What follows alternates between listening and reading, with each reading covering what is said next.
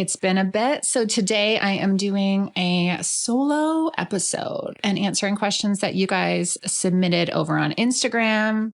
We're going to talk finances, communication, repairing after there was an argument in front of the kids, self-care, child support, makeup routine, and wellness. There's lots in here. Let's dive in.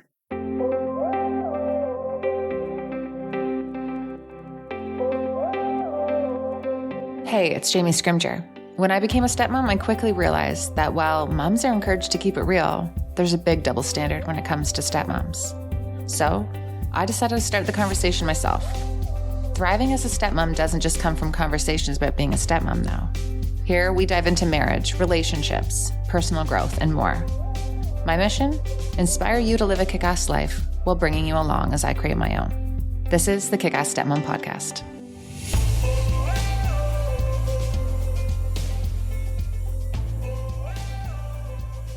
Okay, let's do this. Diving into the questions that you guys submitted over on Instagram. First question is, how do you handle finances when you don't agree with the money that the stepkids get? Okay, I can only speak to how we do this in our family. And this is hard because when you're not on the same page about finances and support and all the things, it can be really difficult. But we happen to be pretty aligned. Now, there are definitely areas where we're not aligned, and maybe the kids get more than I think that they get, or that they think that they should get, or whatever. But, at the end of the day, they are Darren's kids, and he gets to decide how he financially supports them. And this isn't an issue for me until it affects our household and like what we can and cannot do. Now, that hasn't come up yet. But I feel like if your partner wants to support his kids in a certain way, that's his prerogative. Now, if it's coming out of your money or if it's impacting his ability to contribute to, household things and what you guys are trying to accomplish together, I think that's a completely different story. But in this situation, it's not coming out of the money that I make. And as much as we are joint, Darren really is the higher income earner in the home. So I've just kind of let things go. Now, there are also times when Darren maybe thinks that something isn't necessary for the kids. And I'm like, no, I want them to have it. And then I'll just pay for it too. So we definitely have times where we trump each other, but we do have a lot of trust in each other and know that at the end of the day, we both have good intentions. A big conversation, though, that we have had when it comes to financially supporting kids, especially like as the kids are getting older now, like, my stepdaughter is 21, my stepson is 19, my stepdaughter's in university, so we're supporting her. But, my stepson is working, he's doing an apprenticeship. And then my youngest stepson is 17. So there's a lot of conversations about how, our goal in life really isn't to make their life easier, but it's to prepare them for the real world. Like there is so much value in doing things for yourself and supporting yourself and working hard. And so we talk a lot about the values we want to instill in them. So I think if you're struggling with your partner around the financial support, getting curious and having conversations with them about like what the intention is and what the long game is and why they feel like it's necessary to provide A, B, and C can be really helpful, as opposed to just going in and being like, no, we're not supporting them this. I don't agree on this, or like whatever.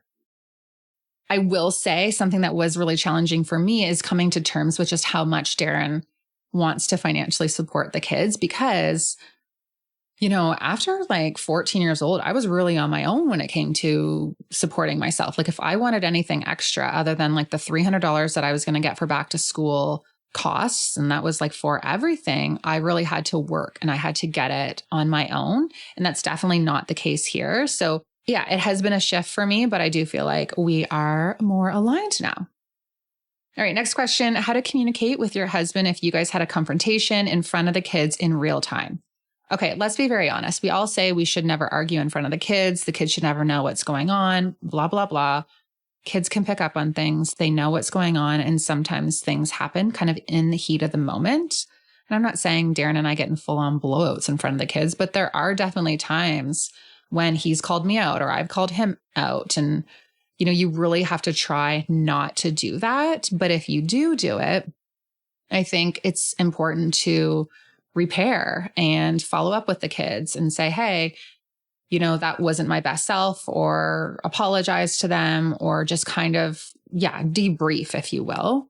I do think that the partner has to be very careful discrediting a stepmom in front of the kids, because it does give the kids permission not to listen or to respect. So if he is saying like he doesn't agree with something that you're doing and he says that in front of the kids, gosh, that really kind of impacts the way that they see you and how seriously they take you. And they can see kind of the cracks in the foundation there. So we've definitely had conversations where I have said to Darren, like, look, you cannot make me look like the bad guy in front of the kids, especially in front of one of my stepsons, who's probably been our biggest challenge. I'm like, if he sees you being disrespectful or challenging me, it gives him permission to do the same.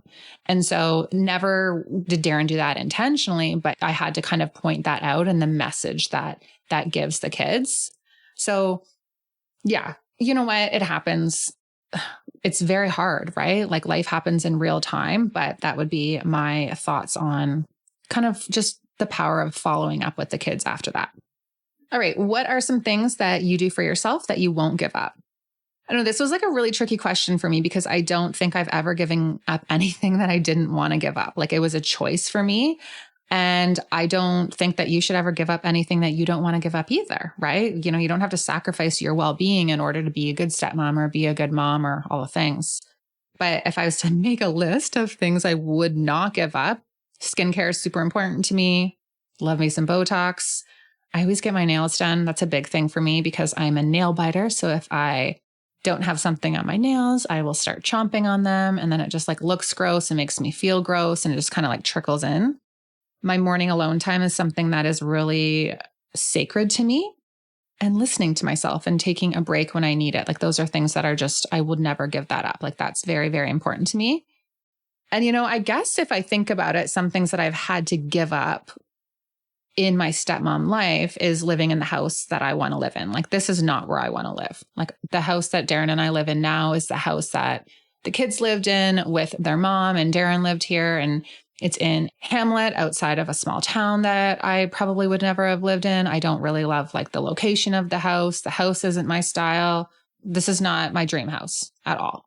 But I had to make a choice to move here because that is what I wanted for my relationship. I wanted to be with my now husband, right? So I think we have to be very careful about the language that we use. Like I had to give up living where I wanted to live, or I chose to, right? Like you made a choice. And I think we need to own that choice. And when we say things like I'm giving things up, it just adds a whole other meaning to it and a whole other layer. And it kind of is like a victim mentality. And I think we have to own the choices that we make.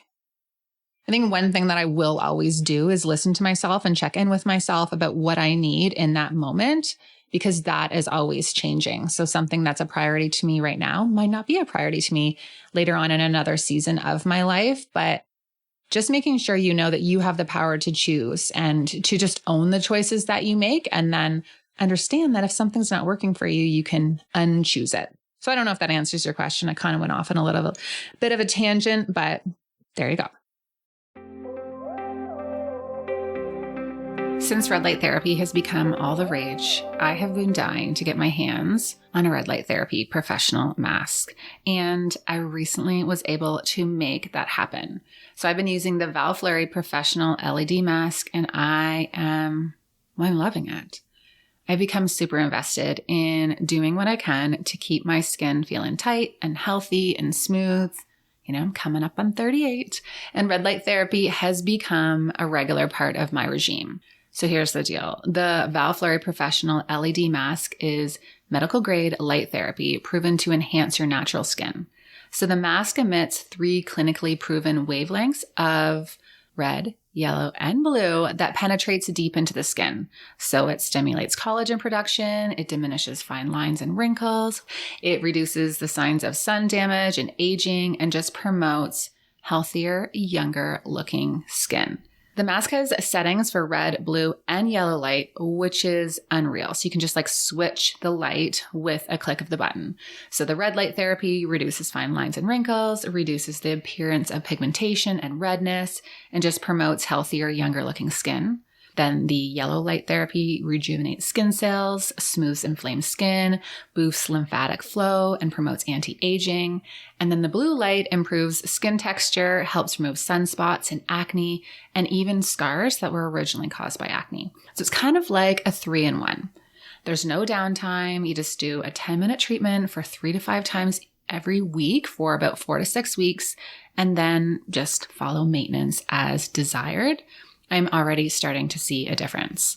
I have also been using the 360 LED skincare wand. So like picture just like a little wand that you put on your skin. And this has actually been my favorite.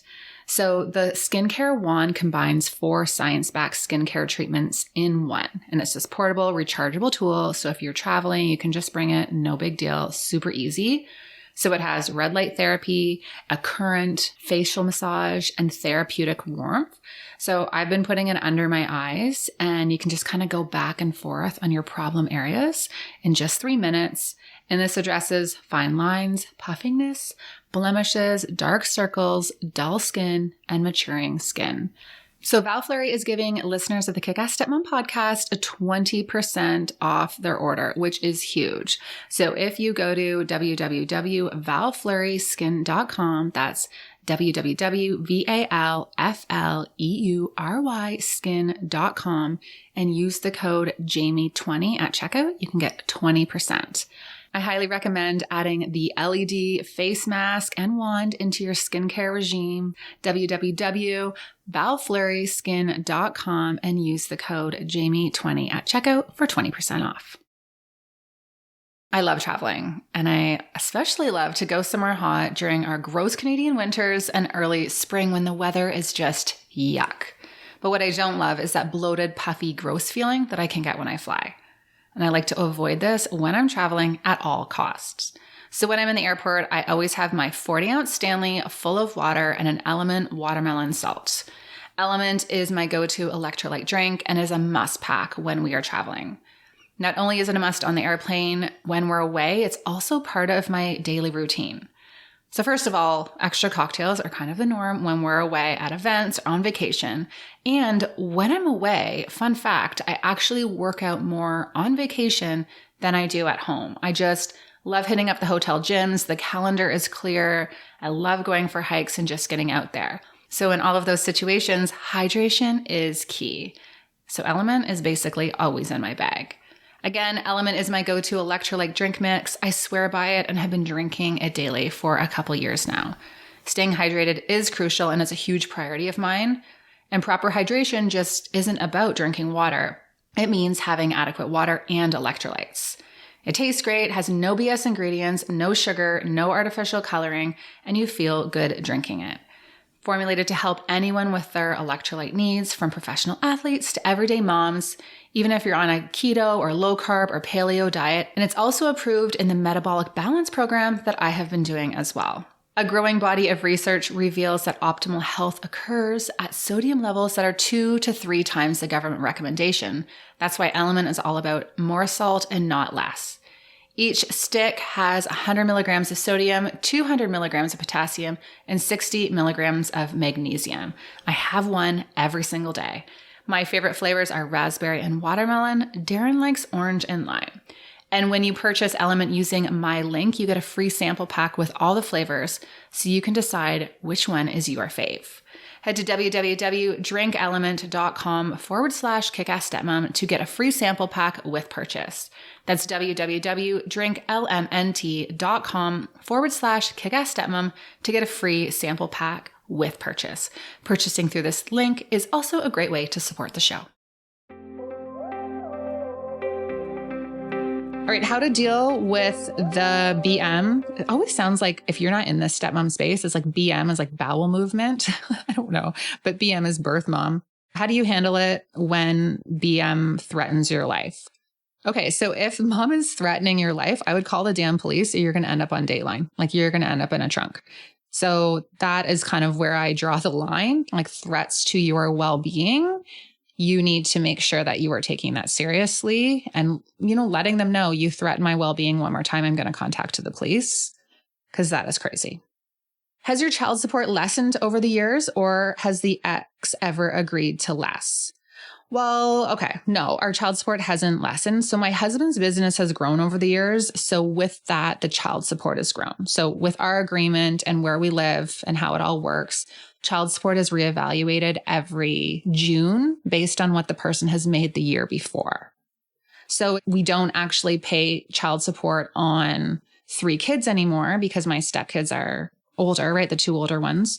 But the number has kind of gone up over time because of the change in my husband's income. So it's recalculated every year, if that makes sense. Do you ever disengage and let Darren handle his own kids while you focus on Reese? So I guess when the kids were younger, this maybe is more applicable, but we have really always had defined roles in our family. Like we're super traditional to an extent. So I do a lot of stuff for the kids and Darren does a lot of like the blue jobs. Like if you have like back in the day, traditional marriage type situations. So there really is no, these are your kids. This is my kid. You have to take care of your kid. Like it's not like that. There's always been this assumption that we will take care of our given roles. And then if I need support or if I need help or if we're in a new season, then we can readjust. So for example, pick up and drop off and getting the kids to hockey when Darren was at work, or clothes for the kids and meal planning and grocery shopping, laundry, organizing things, managing our schedule. Like I'd say I'm like the CEO of the home, like inside the home and the kids. That's all me. It always has been me. And I think about this a lot when it comes to running families. And we actually just touched on this in another podcast episode, but we look at our home as running it as a business. And I think if you have 2 people who are trying to be maybe the CEO or, you know, the same role, for instance, you're going to run into a lot of conflict and overlap and miscommunication and things getting missed and assumptions about who's doing what. So I think there's a lot of power in having more defined roles in your responsibilities. And we've definitely reevaluated those based on the different seasons of our life. So to answer your question about, do you ever disengage and let Darren handle his own kids? So when I had Reese and there was tons going on with the kids, I needed Darren to step up a bit with the other kids, with driving and extracurriculars and hockey, things that were happening after school when he was still in work, because I was in a season where I had a newborn baby and I just needed that support. So I was still in charge of making sure everything was done for the kids, because that's just kind of how we had decided to run our home. But I was kind of asking for support in that situation. And for me, disengaging has never been like, I'm not doing anything for the kids. Like, this is your kid. This is my kid. It's really been about discipline and direction. Those are the main areas that I've disengaged. So if we're in a tough season with one of my stepkids and I feel like me giving them any direction or telling them that they need to do something, things like that, I always disengage and take a step back from that and let Darren be kind of the heavy. So those are the areas where I disengage. When it comes to Reese, though, I'm definitely like Reese's primary parent, hands down. And I probably consult Darren less for decisions with the kids, with her, than with the other kids. I'm always like running everything by him. So super loaded answer again. But if you're wondering if you should disengage, because there is so much power in disengaging and kind of taking a step back when things don't feel like they're working, I do actually have a quiz to kind of help you navigate this. So it's a few short questions and it'll tell you whether disengaging is the right move for you. And then if it is, I kind of walk you through a really healthy, powerful way to disengage in a way that can help improve things in your step family dynamic. Because I do think when stepmoms get into the place where like, not my kid, not my problem, you do your kid, I'm not doing anything, like screw this, that kind of disengaging mentality, it actually creates a lot of issues in your marriage and, you know, issues with your stepkids. And it's kind of hard to come back from that place. So I have some thoughts on disengaging and you can kind of get all of that in the quiz. All right, switching gears for this question. What is your makeup routine? Okay. Oh, geez. All my makeup is from HB Face. It's very simple. She's based out of Toronto and has an online shop. She ships all over. She has a couple studios as well where they do brows and lashes and all the things there.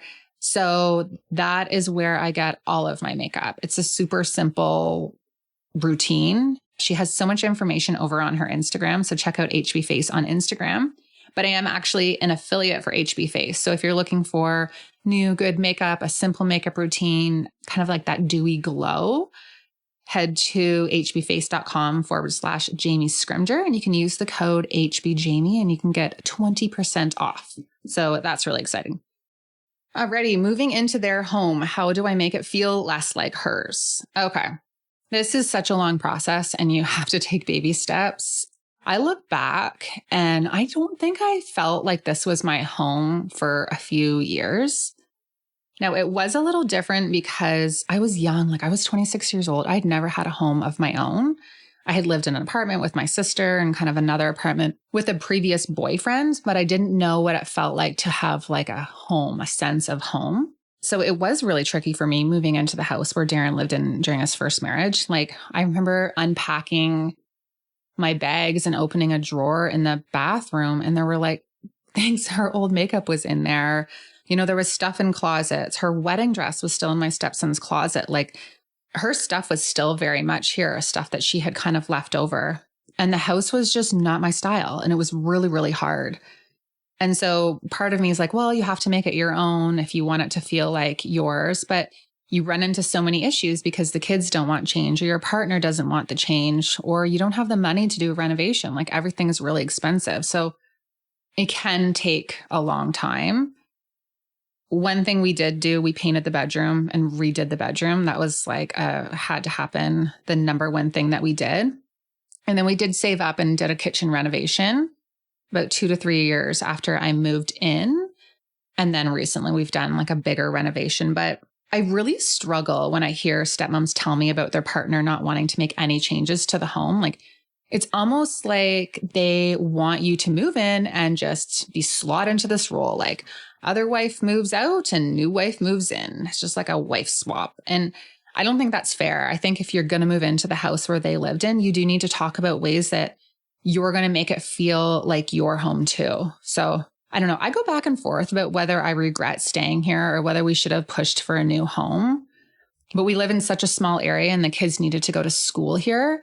And if we moved out of this area, then they wouldn't have been able to go to the same school because my husband's ex had moved into town. So it was just the right decision at the time. But I don't know. I go back and forth. I think about it a lot now because we're just at this place where we don't know where our forever home is. Like, is this our forever home? I don't think it is. I think Darren thinks it is. I don't know. Again, I'm super long-winded today, but that's my tips. I think you need to talk to your partner about it and just get really real about how this makes you feel. But, you know, paint, some pillows, that kind of stuff can go a long way. All right, next, she never lets me have the kids when he is out of town. Okay, I see both sides to this. I actually had a really good conversation with Samantha Bosch. She's a divorce coach in the membership about first right. And she doesn't like first right. She doesn't think there should be any opportunity for the ex to be like, no, the kids should be with me if their dad isn't going to be there. I see, again, both sides to it. When Darren and I got together, whenever it was just going to be me with the kids, we would always give the ex first right and say, like, do you want the kids? We're going to get a babysitter that night, or, you know, Jamie's going to be with the kids. And I think at first it was, if it was more than 3 hours, which was ridiculous. But then afterwards, I think it's over 24 hours or 48 hours, you have to give the ex first right. And I do see the point of that.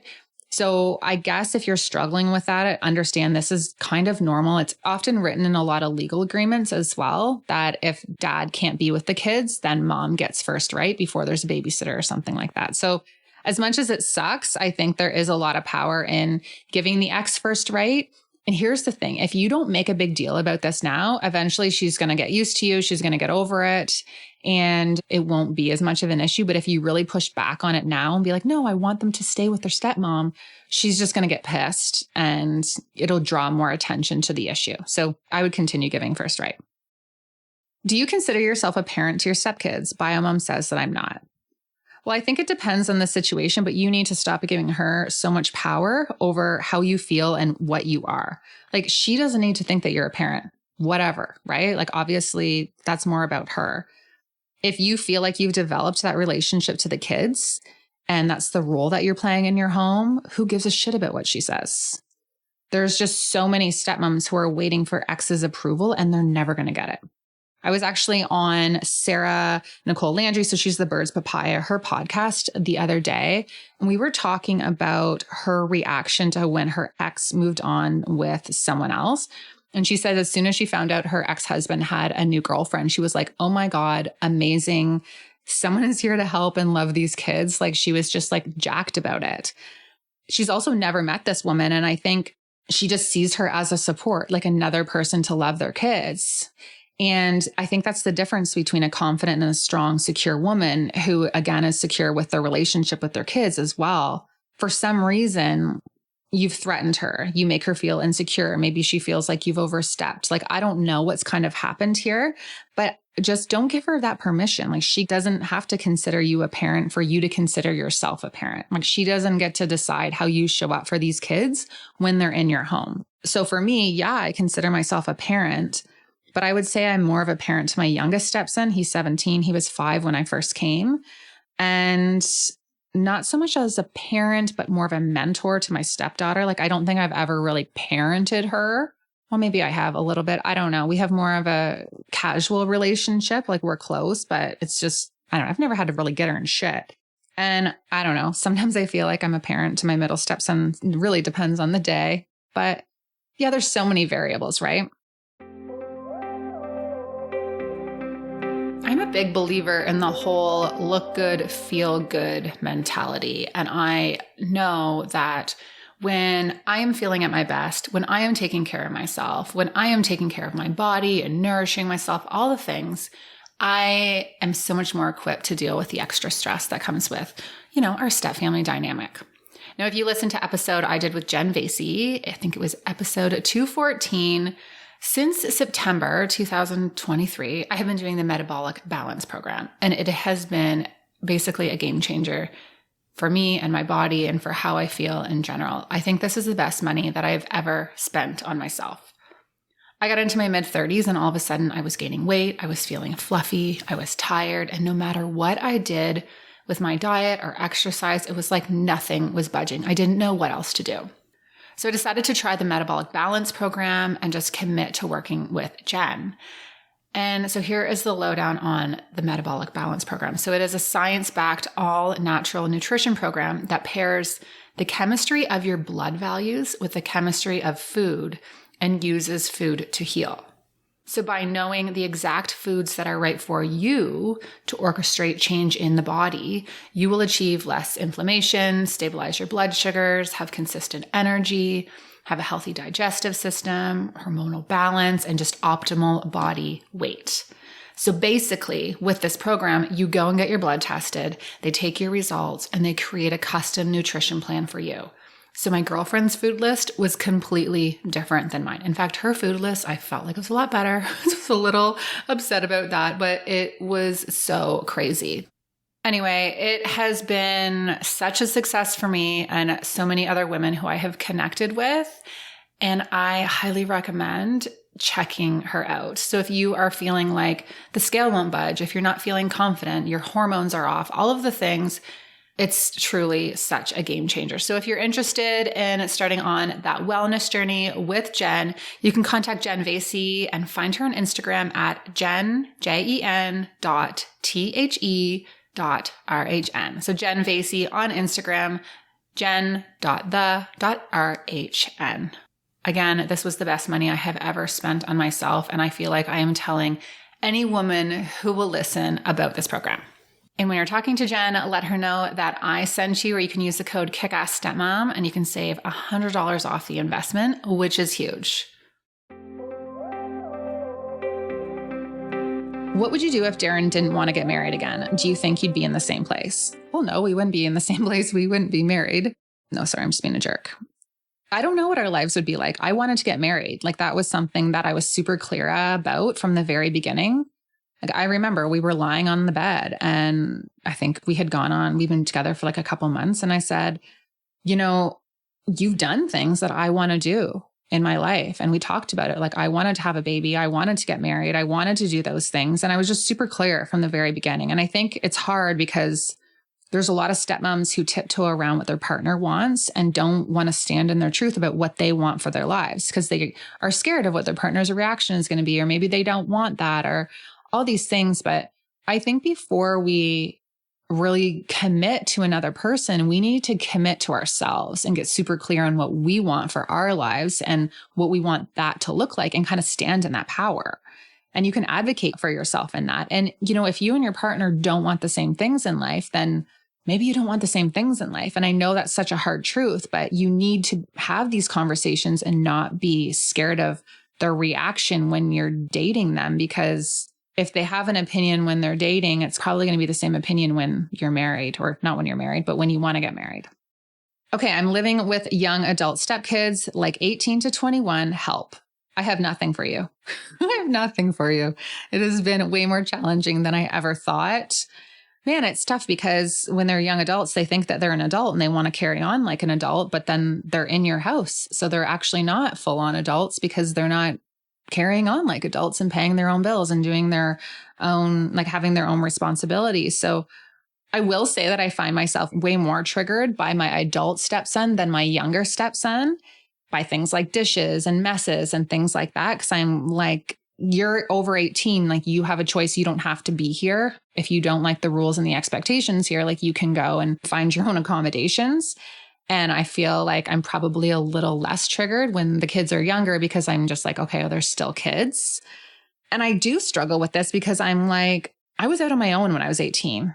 I went to university. I moved home for a brief period of time in there, but for the most part, I was on my own ever since I was making a consistent income. So the problem is, it's just such a different time financially, right? Like getting an apartment when I was, 20 years old was like $500 a month. Like now getting apartments like $2,000 a month plus, right? And like you can't even walk out of the grocery store without spending $50 and you don't even know what you bought these days. Like life is so expensive.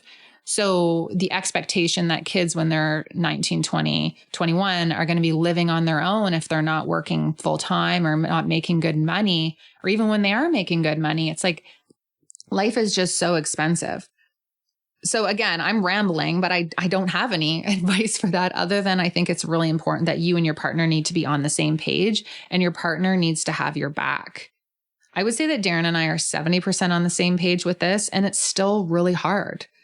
So if you're dealing with like an adult stepkid too, that you don't have a good relationship with, there's like this shift in energy and you feel like you're walking on eggshells in your home and it feels debilitating, especially if it's full time and there really is no break. So it really is so challenging, but I think getting super clear on rules and expectations for the home, treating them like they're an adult while still reminding them that they're under your roof and like there's going to be expectations needs to happen. And yeah, I'm just like sending you positive vibes because it's no joke.